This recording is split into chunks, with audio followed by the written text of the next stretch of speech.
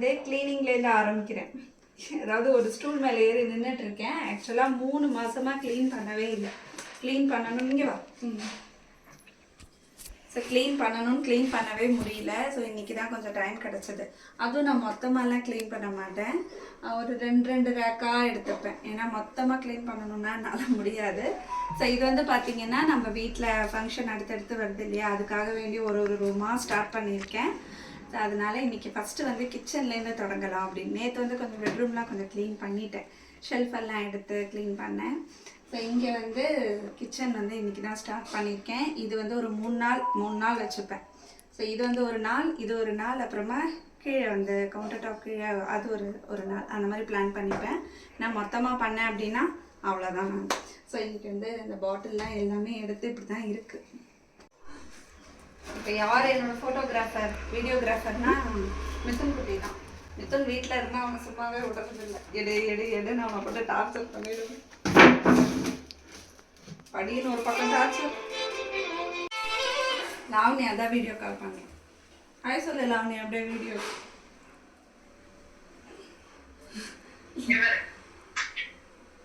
So இது வந்து என்ன அப்படின்னா, கிச்சன் வந்து கொஞ்சம் ரீமாடல் பண்ண போகிறோம். அதுக்காக வேண்டி கொஞ்சம் திங்ஸ்லாம் வாங்குகிறோம். அது வந்து நாளைக்கு வருவா. அது என்ன அப்படின்னு சொல்லி நாளைக்கு நீ இந்த vlog வந்து அப்படியே கண்டினியூ ஆகும். ஓகே, இது வந்து அப்படியே ஒரு 2 days அப்படியே கம்ப்ளீட்டாக கவர் பண்ணுற மாதிரி தான் எடுக்க போகிறேன். ஸோ நாளைக்கும் வந்து கிச்சன் ஆர்கனைசேஷன்லாம் நிறையா இருக்குது. ஸோ அது வந்து அதுக்காக தான் இதை வந்து ரெடி பண்ணிகிட்ருக்கேன். அம்மா அப்பா வந்து சடனாக ஒரு 3 days வந்தாங்க. இந்த ஃபங்க்ஷனுக்காகவே வந்து அப்பப்போ வந்து போயிட்டுருக்கிற மாதிரி தான் இருக்குது. இப்போ ஏதாவது நம்ம பேசணும் அப்படின்னா எல்லாமே ஃபோன்லேயே வந்து டிஸ்கஸ் பண்ண முடியாது. அதனால் அப்பா அம்மா ஒரு 3 days வருவாங்க, அதுக்கப்புறமா போகிறது அப்படி தான் இருக்குது. அம்மா அப்பா வரும்போது எனக்கு கொஞ்சம் இந்த க்ளீனிங் ஒர்க்லாம் நான் பார்த்துப்பேன். அம்மா ஒரு சில வேலைகள்லாம் பார்ப்பாங்க. ஸோ இந்த க்ளீனிங் வேலையெல்லாம் நான் பார்த்துப்பேன். ஆனால் சமையல் அப்படின்னு பார்த்திங்கன்னா காலையிலே முடிஞ்சிடும். எனக்கு பக்கத்தில் நின்று ஏதாவது ஒரு சின்ன ஹெல்ப் பண்ணாலே அது பெருசாக தான் தெரியும். ஏன்னா நான் எல்லாமே தனியாகவே பண்ணுறேன்ல. ஆனால் அம்மாக்கிட்ட நான் சொல்லிகிட்டே தான் இருப்பேன், நான் பார்த்துக்கிறேம்மா நீ போமா அப்படின்ட்டு. ஆனால் அம்மா கேட்க மாட்டாங்க, என்கிட்டயே நின்றுட்டே தான் இருப்பாங்க. அதே மாதிரி காலையிலையும் பார்த்திங்கன்னா எந்திரிச்சு வந்துடுவாங்க. அது என்னமோ எனக்கு தூக்கம் வரலம்மா, நான் வந்து ஏதாவது ஹெல்ப் பண்ணுறேன் அப்படின்பாங்க. ஆனால் சமைக்க மட்டும் நான் விட மாட்டேன், அதை மட்டும் நானே பார்த்துப்பேன்.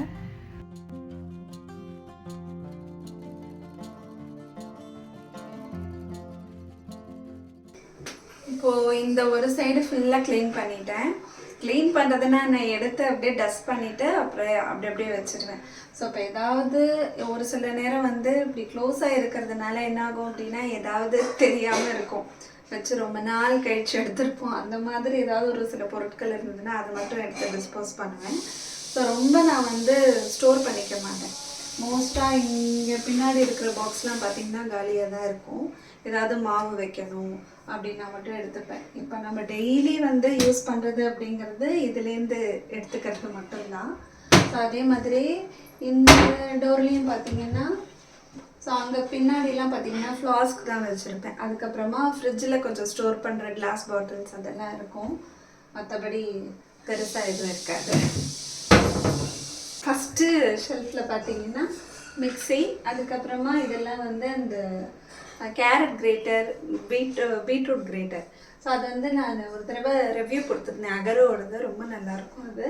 அதுக்கப்புறமா இது வந்து சாத்துக்குடி, இந்த ஜூஸ் பிடிக்கிறது அது. ஸோ அது இருக்குது. மற்றபடி வேறு எதுவும் இல்லை பெருசாக, அவ்வளோதான். இந்த பக்கம் ஃபுல்லாக க்ளீன் பண்ணணும். இதுலலாம் பார்த்திங்கன்னா பெரிய பெரிய டப்பா இருக்கும். இப்போ வந்து ஒரு மாதம் விட்டுட்டோம் அப்படின்னா குட்டி குட்டியாக அந்த ஒரு பாய்ச்சை, அது எப்படி தான் வருமோ தெரியல. நானும் நிறைய வந்து அதுக்கு ட்ரை பண்ணிட்டேன், அது போகிறதுக்கு ஒன்றும் செட் ஆகலை. ஆனால் அப்பப்போ எடுத்து க்ளீன் மட்டும் பண்ணுவேன், அவ்வளோதான் என்னால் முடியுது. ஸோ இதில் வந்து அந்த கிளாஸ் வேர்லாம் வச்சுருப்பேன், கப்ஸு அதெல்லாம் இருக்கும். என்கிட்ட வந்து தனியாக இந்த கிளாஸ் வேர்லாம் வைக்கிறதுக்கு தனியாக ஷெல்ஃப் எதுவும் இல்லை. ஸோ அதனால் இங்கே வந்து தடுத்து இங்கே வச்சுருக்கேன். ஸோ இது அப்படியே இந்த பார்ட் ஃபுல்லாக அதில் போயிடும். ஸோ அப்புறம் இங்கே பார்த்தீங்கன்னா ஸோ இங்கே வந்து எண்ணெய் பாட்டில் எக்ஸ்ட்ரா ஸ்டோர் பண்ணுறது எண்ணெய். அதுக்கப்புறமா மேலெல்லாம் வந்து கொஞ்சம் பிளாஸ்டிக் பாக்ஸஸ்லாம் வச்சுருப்பேன். கொஞ்சம் மிச்சமாகறதெல்லாம் அதில் போட்டு வைக்கிறது, அதுக்கப்புறம் யாருக்காவது பேக் பண்ணணும் அப்படின்னா பேக் பண்ணி கொடுக்கறது, அந்த மாதிரி திங்ஸ்லாம் அங்கே இருக்கும். அவ்வளோதான். அதுக்கப்புறமா இங்கே 2 ஷெல்ஃப் இருக்குது, அதுவும் வந்து க்ளீன் பண்ணணும். ஸோ அதுவும் நான் உங்களுக்கு காமிக்கிறேன். ஸோ இது வந்து எக்ஸ்ட்ரா 2 ஷெல்ஃப், இதுவும் எனக்கு ரொம்ப யூஸ்ஃபுல்லாக இருக்கும். இது ஃபுல்லாக பார்த்தீங்கன்னா எக்ஸ்ட்ரா பாக்ஸஸ் தான் நிறைய இருக்கும். எக்ஸ்ட்ரா வந்து பிளாஸ்டிக் ஃப்ரிட்ஜில் ஸ்டோர் பண்ணுறது, ஏதாவது பேக் பண்ணுற வேண்டியது, டக்குன்னு யாருக்காவது ஏதாவது எடுத்து போட்டு கொடுக்கணுன்னா அந்த மாதிரி பிளாஸ்டிக் கண்டெய்னர்ஸ் தான் இருக்கும். மேலே வந்து பசங்களோட டிஃபன் பாக்ஸ் வெரைட்டியாக எல்லா சைஸ்லேயும் வச்சுருப்பேன். அப்புறமா இது வந்து இங்கே ஒரு கூடை இருக்குது. ஸோ இதில் வந்து நான் முதல்ல பேக் பண்ணிகிட்டு இருந்தேன், சும்மா வீடு வரைக்கும் தான், வீட்டுக்கு தான், வெளியில் இன்னும் நான் பேக் பண்ணி கொடுக்கல. ஓரளவுக்கு பண்ண தெரியும். ஸோ அது வந்து இப்போது அவன் வந்து கொஞ்சம் ரிப்பேராக இருக்குது, அது வந்து எடுத்து சரி பண்ணுறதுக்கு கையே வரல. ஆனால் அதரோட டிஜிட்டல் ஏர் ஃப்ரையர் வச்சுருக்கேன். ஸோ அதில் வந்து இன்ஸ்டண்ட்டாக ஏதாவது கேக் பண்ணுறது, கப் கேக்ஸ் அதெல்லாம் பண்ணுவேன். ஸோ அதுக்கான பொருட்கள் தான் அங்கே இருக்குது. அதுக்கப்புறமா அவ்வளோதான். இங்கே கீழெல்லாம் நிறைய தடவை காமிச்சிருக்கேன். ஸோ இதிலெல்லாம் வந்து குக்கர், பேனு, ஃப்ரைங் பேன் அதெல்லாம் வச்சுருப்பேன். ஸோ அவ்வளோதான். கிச்சன் டூர் வந்து நான் ஃபஸ்ட்டே போட்டிருக்கேன். ஸோ அதில் வந்து நான் என்னென்ன எப்படி வச்சுருக்கேன் அப்படின்னு சொல்லி எல்லாமே மென்ஷன் பண்ணியிருக்கேன். ஸோ அந்த வீடியோ பார்க்கலன்னா அதோட லிங்க் வேணால் உங்களுக்கு தரேன், செக் பண்ணுங்கள். லாவண்யாவும் சரி நானும் சரி கிச்சனில் ஏதாவது ஒரு சேஞ்சஸ் அப்டேட் இருந்துகிட்டே இருக்கும். லைட் செட்டிங்ஸ்க்கு தான் ஏதாவது பண்ணலாமா அப்படின்னு யோசிச்சு ட்ரை பண்ணோம். ரொம்பவே நல்லா இருந்தது. எப்படிடா இருக்க சொல்லுங்க ஜா. எப்படிடா எல்லாமே இன்னொருத்தர் லைட்டு போடு. எப்படிடா இருக்கு? நல்லா இருக்கு. இவங்க 2 பேரும் தாங்க ஃப்ரெண்ட்ஸுங்க. இந்த ஏஜ்ல ஒரு டீப் ஃப்ரெண்ட்ஸ் பார்த்துருக்கீங்களா? இவன் இல்லாம அவன் இருக்க மாட்டான், அவன் இல்லாம இருக்க மாட்டான். இந்த லைட் ஃபிக்ஸ் பண்ணோன்னே பார்த்தீங்கன்னா அந்த கிச்சனே ரொம்ப பிரைட்டாக இருக்குது. ஏற்கனவே 2-3 லைட்டு நான் வச்சுருக்கேன், எக்ஸ்ட்ராவாக கிச்சனில் இருக்குது. ஆனாலும் அதுவும் பத்தலை. கவுண்டர் டாப்க்கு மேலே இந்த மாதிரி இருந்துச்சு அப்படின்னா இன்னும் நம்ம குக் பண்ணும்போது பிரைட்டாக இருக்கும், ஏதாவது ப்ரெசென்ட் பண்ணும்போதும் நல்லாயிருக்கும்.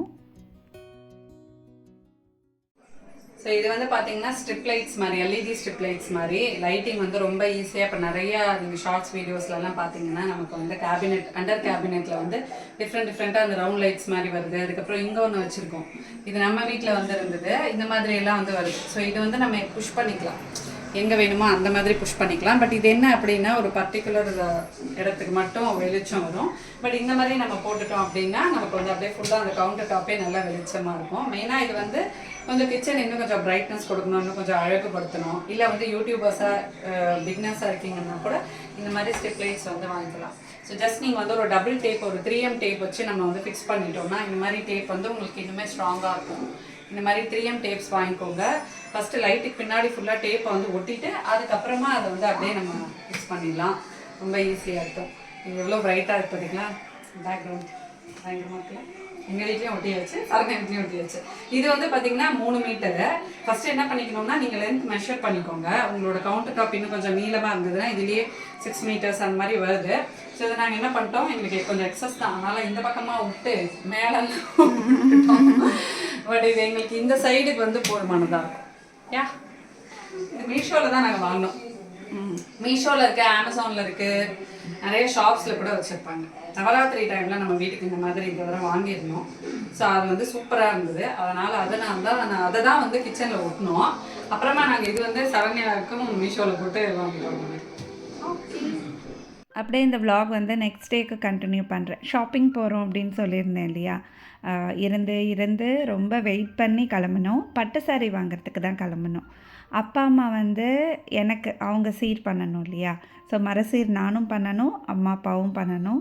அதுக்காக வேண்டி பட்டு சாரிக்கு தான் வந்து போயிட்டுருக்கோம். எங்கே அப்படின்னா குமரன் சில்க்ஸ் தான் போகணும். அங்கே வந்து கலெக்ஷன்ஸ் அப்பா கண்ணே எடுக்க முடியல. என்ன கலர்ஸ், என்ன காம்பினேஷன் வேணும் எல்லாத்துலேயுமே இருந்தது. இந்த புடவை ஃபஸ்ட்டே இந்த புடவை தான் எடுத்து போட்டாங்க. பார்க்கவே அவ்வளோ அழகாக இருந்தது. நமக்கு அங்கே 4000லேருந்து இருக்குது. அது இருக்குது, 1,00,000 வரைக்கும் கூட பட்டு புடவை இருக்குது. நம்ம பட்ஜெட் என்னவோ அதுக்கேற்ற மாதிரி தான் நாங்கள் பார்த்தோம். நான் வந்து அந்த 7, 8, 10 ரேஞ்ச் அந்த மாதிரி தான் நான் பார்த்துட்ருந்தேன். எல்லா கலெக்ஷன்ஸுமே ரொம்ப அழகாக இருந்தது. கலர் காம்பினேஷனும் ரொம்ப பிடிச்சிருந்தது. அதாவது நமக்கு இது கிடைக்கவே கிடைக்காது அப்படின்னு இருக்கும் பார்த்தீங்களா, அந்த மாதிரி கலர் காம்பினேஷனும் வச்சுருக்காங்க. அம்மா சொல்லிகிட்டே இருப்பாங்க, குமரனில் போய் எடு, குமரனில் பாரு, ரொம்ப நல்லாயிருக்கும் அப்படின்னு.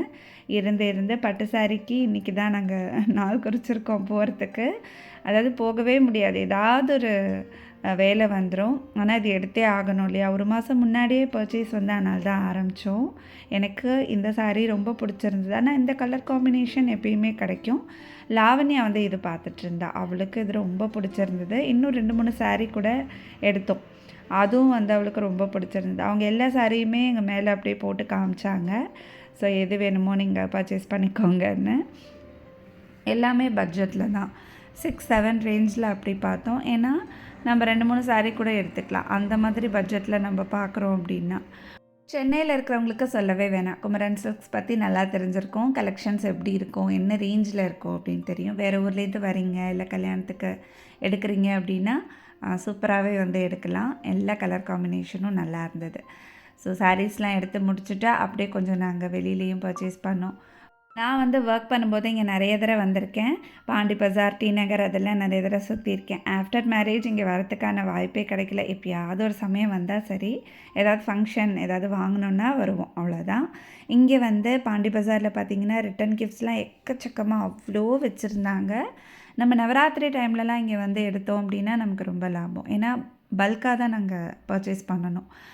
இப்போது ஒரு சிங்கிள் பீஸ் எடுத்தோம் அப்படின்னா அது கொஞ்சம் ரேட் ஜாஸ்தியாக சொல்கிறாங்க. பல்காக எடுத்திங்கன்னா கம்மி பண்ணிப்பாங்க போல இருக்குது. அங்கே போனோன்னே பார்த்தீங்கன்னா எனக்கு ஒரு ஐடியா கிடச்சிது. ரிட்டன் கிஃப்ட்டுக்காக தான் என்ன வாங்குறது அப்படின்னு தெரியாமல் யோசிச்சுட்டே இருந்தேன்.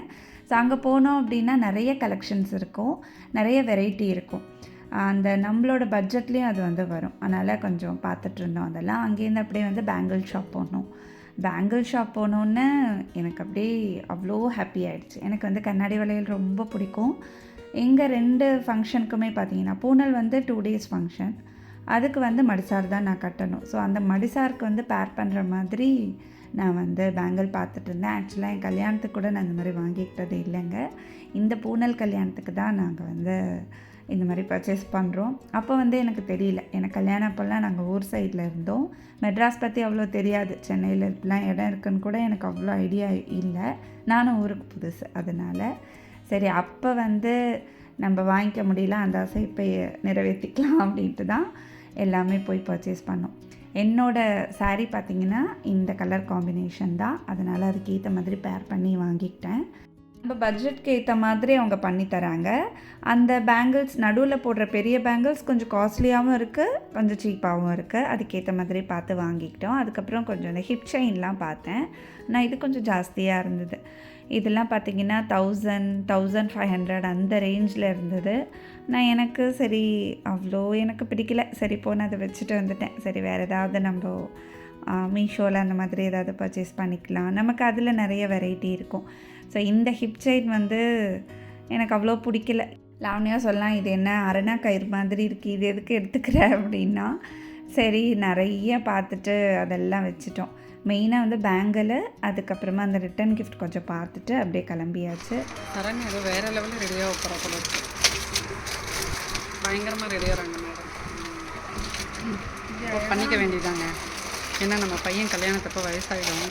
இப்போ தான் நம்ம பண்ணிக்க முடியும். இது ஓகே தான். பர்ச்சேஸ்லாம் முடிச்சுட்டு கொஞ்சம் சாப்பிட்டுட்டு ஜூஸ்லாம் குடிச்சிட்டு கிளப்பியாச்சு. இந்த வீடியோ உங்களுக்கு பிடிச்சிருந்தா எங்கள் சேனலில் லைக் பண்ணி சப்ஸ்கிரைப் பண்ணுங்கள். நெக்ஸ்ட் வீடியோவில் மீட் பண்ணலாம். அது வரைக்கும் பாய் ஃப்ரெண்ட்ஸ்.